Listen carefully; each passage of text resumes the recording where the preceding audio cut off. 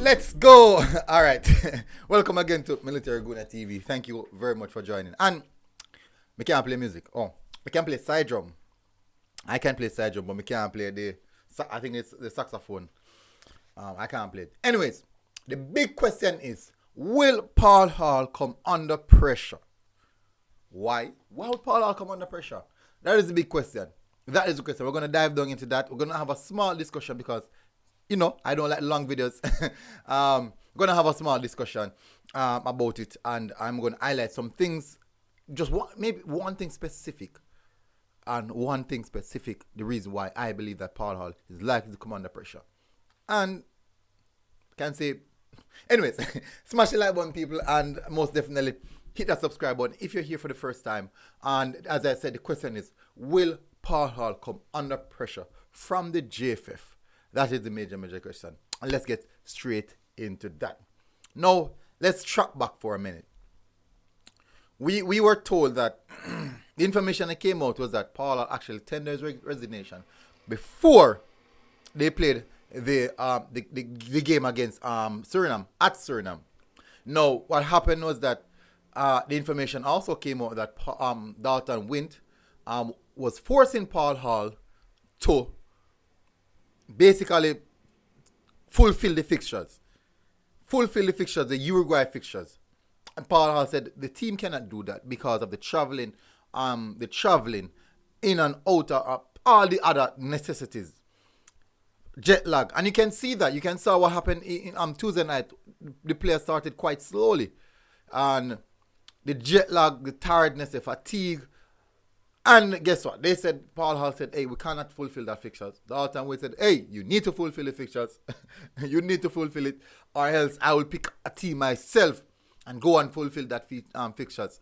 And that was one of the to and from between both parties. Nonetheless, it didn't happen. The fixtures didn't go ahead. So, at that point in time, Paul Hall said, okay, if this is how you want to do it, then you run your organization yourself. Obviously, you don't need you don't need any coach, because you guys would have been okay with that era, because you can take a team. If you can take a team and go and coach yourself, fine. So that is one red flag in the aspects of Paul Hall. Guess what? He stand up for his players. That is the first red flag.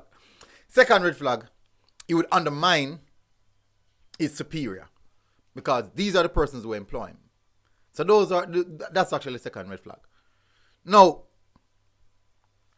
undermining them, saying that I cannot fulfill that fixtures because of the players. We have to consider the health of the players and how they can best perform. So, with him undermining his superior, he's basically standing up for the players, which is the right thing. But I don't believe that the JFF will be looking at it like that. The JFF will be looking at it, okay, so you have now sided with the players. On the eyes of the JFF, I don't think that they would like that. Guess what now? Paul Hall sided with the players. The players stand for Paul Hall. And the players also highlighted the deficiencies of the JFF. So, there's a lot of red flags. And it is likely to end up at the feet of Paul Hall, because the JFF cannot get rid of so much players. And the JFF cannot get rid of the fans. So, the more likely person to target is the first person, I would say, who would have kick-started this conundrum, which would have started from possible Paul Hall.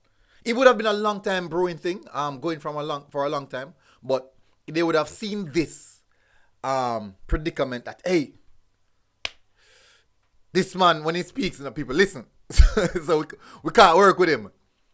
When Paul Hall speaks, people listen. Yes, we might scrutinize many things that he said, but guess what? We listen.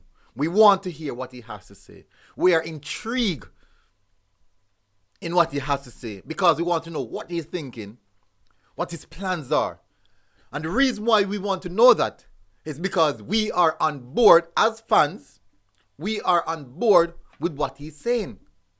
We are on board because the players are on board. If the players are not on board, no, we won't be on board. But guess what? Paul Hall has the backing of the fans. He has the backing of the players. But he does not, at this point in time, would have seen that he has the backing of the JFF. No, where is the power? Where is the power? Who has the most power in this situation? Go into the comment section right now and tell me who has the most power in this situation. Is it the JFF? Is it the players? Is it the fans? Or is it the combination of the players, Paul Hall, and the fans? Where do you think the most power lies? Like, Game of Thrones, you know? What the Dragon Lady game name again, man? I can't even remember her name. Who control the dragons? So basically, that's the situation. It's about the power play right now. And I personally think that Paul Hall will come under pressure. From my opinion, Paul Hall will come under pressure from the JFF. He will come under pressure. But as a fan and also analyst, I don't think that is right. I do not believe that is right. I honestly do not believe that is right.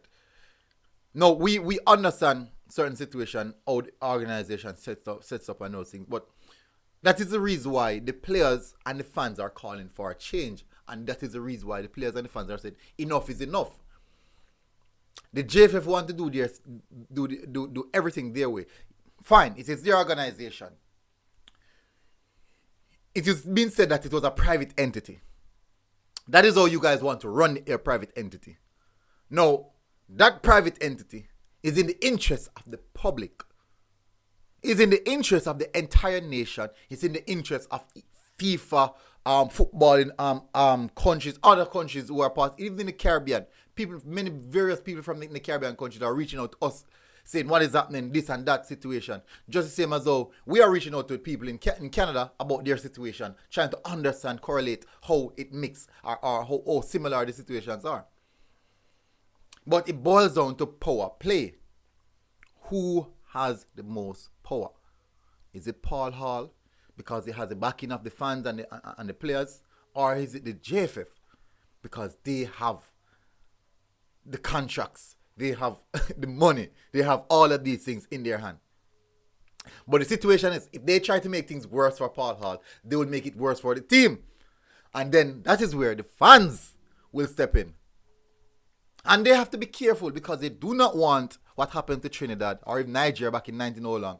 They do not want that as well. Neither do we as fans. So I do think that in some sense, there has to be some compliance on all sides. The JFF would have to comply. Paul Hall would have to comply. The players would have to comply. And also the fans would have to comply. But it goes to what extent? And comply to what? So these are all mitigating circumstances surrounding the Paul Hall situation. But as it stands, I do think that with the combination of the players, Paul Hall, and the fans, that is a dangerous combination. And that is a combination I don't think that the JFF would actually like. Because that seems too rigid towards them and aim towards them. Remember, no. The players has the power to release information that I am 100% sure the JFF do not want to be released. So it is on sensitive grounds right now. But anyways, go into the comment section, people, and tell me who do you think have the power in this one, and do you believe that Paul Hall will come under pressure because he actually took side with the players? For me, I think that he will come under pressure. I do think he will come under pressure, but I don't want that. I do not want that because Paul Hall, when you hear the players speak about Paul Hall, it gives a sense of a breath of fresh air, because they're saying things that we as fans want. Yes, we can complain about the results right now, but we know that in a project, the results will eventually come. The performances will eventually come. We can see that. We can see take your time growing. That's just how football is. Anyways, people, I'm going right now. I've been here too long. Massive respect. Hit that like button. Hit that subscribe button if you're here for the first time as well. And most definitely, keep in tune. Hit that notification bell. Keep in tune. I'll continue to give you guys updates on all the situations surrounding the Reggae Boyz. Until next time, we're out, people. Boom. Give us some goal. Soon some goal. Boom.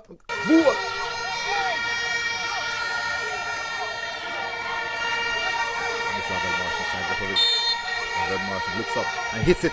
Oh, it's in the back of the net. Ravel Morris. Ravel on the ball. Back to Flemings. Flemings got saved. Lifts up there. Oh, and he goes up and he hits it. Oh, and it goes forward. It's gripping the ball. Yes! And it goes. It's his near post actually. Oh, it's a beautiful goal by Junior Fleming. Oh, Jamal Lowe with a finish. Tiki taka. Beautiful spot from Jamaica. Right there. And that's Jamaica 3, Suriname 1.